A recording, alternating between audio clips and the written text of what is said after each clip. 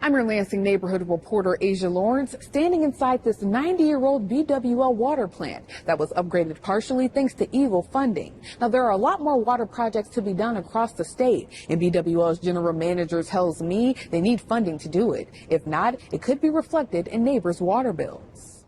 We pump from a well, we treat that water, we store it, deliver it to the customer they want it, all for 1 penny per gallon.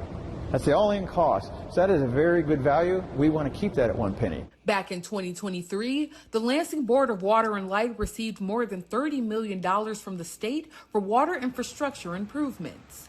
BWL's general manager Dick Peffley says the fact that the state paid part of the bill meant rates were kept lower for BWL customers. Part of the projects were a new water tower out on Lake Lansing and Wood Street. That'll help increase reliability in that area. And also we are ramping up our water main replacement. We'd like to replace 8 miles of water main in town every year, which will help keep the system reliable. The funding also helped pay for upgrades to this BWL water plant. And even though these investments have been reflected in customers' bills, Dick Peffley says without funding from the state, neighbors will be looking at paying even more. And that's what we're asking the Eagle for. Give us some money to help us in grants or loan forgiveness or low interest money so that we can help keep the rates down.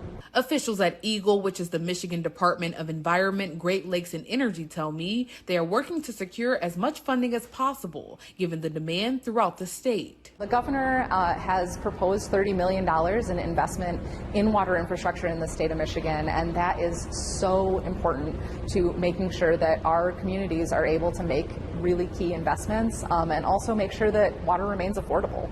And as BWL plans for more water infrastructure projects throughout the neighborhood, they are hoping to continue receiving that money for these pivotal projects. Here in Lansing, I'm your neighborhood reporter, Asia Lawrence, Fox 47 News.